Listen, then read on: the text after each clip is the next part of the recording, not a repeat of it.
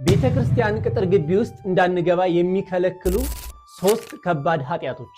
እነዚህን ኃጢያቶች ከሰራችሁ ሳትውሉ ሳታድሩ ቀጠሮ ሳትሰጡ በአካልም በስልክም ንስሐ መግባት ፈጣሪያችሁን ይቅርታ መጠየቅ አለባችሁ። ቪዲዮ ግን ለብዙ እህቶች ወንድሞች ይጠቅማልና ከምን ጊዜውም በበለጠ ሼር አድርጉት። ቤቱንም ፎሎ ያደረጋችሁ እስከ መጨረሻው ድረስ ተከታተሉ። ኃጢያት ከእግዚአብሔር የሚለየን ከአምላካችን የሚያርቀን የቅድስናን ስራ እንዳንሰራ የሚያደርገን እውነተኛ ሰላም እንዳናገኝም የሚከለክለን ነገር ቢሆንም እነዚህ 3 ከባድ ኃጢያቶች ግን በቀኖና ቤተክርስቲያን በአንቀጸ ንስሐ መጽሐፍ ውስጥ ከክርስቲያኖች ህብረት እንዳንጨመር ይከለክሉናል። አንደኛው በተሳሳተ መልኩ ሩካቤ መፈጸም። ይህም ለሩካቤ የተፈጠረልን የራሱን የቻለ አካል አለ። ከዛ አካል ውጭ ሩካቤ መፈጸም ወይም ማድረግ ከክርስቲያኖች ህብረት እንድንለይ ያደርገናል።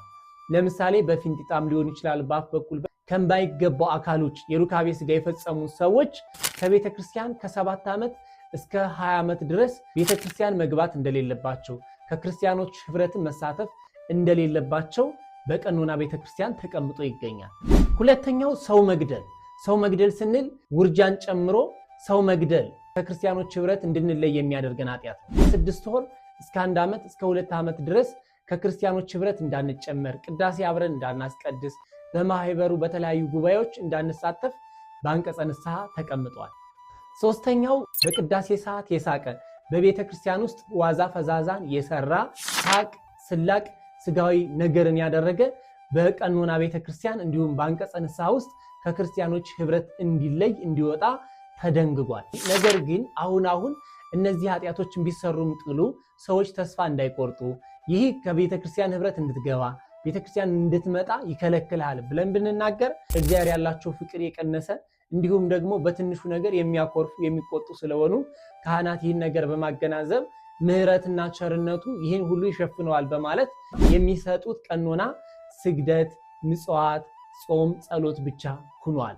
የእግዚአብሔርን ቸርነት በመተማመን የሰዎችን መንፈሳዊ ብስለት፣ መንፈሳዊ ዕውቀት ያላቸውን ፍቅረ እግዚአብሔር በመረዳት ብዙ ጊዜ ለ3 ለ4 ለ5 ሱባኤ እያሉ እነዚህን ቀኖናዎች እንዲፈጽሙ ያደርጋሉ እንጂ ከክርስቲያኖች ህብረት ተለይ፣ ቤተክርስቲያን መግባት አትችልም፣ በቤት ሆነ ጾም፣ ጸልይ፣ አልቅስ፣ አንባ፣ ፈጣሪንም ይቅርታ ጠይቅ የሚሉ በጣም ትንሽ አባቶች ናቸው። ሆኖም ግን እነዚህን ኃጢያቶች በማወቅም ይሁን ባለማወቅ የሰራችሁ ሰዎች ካላችሁ ሳትውሉ ሳታድሩ ንስሐ መግባት፣ እግዚአብሔር አባታችሁ አምላካችሁን ይቅርታ መጠየቅ ይገባል። እግዚአብሔር አምላክ በምሕረት ዓይኖቹ ይጎብኘን። አሜን።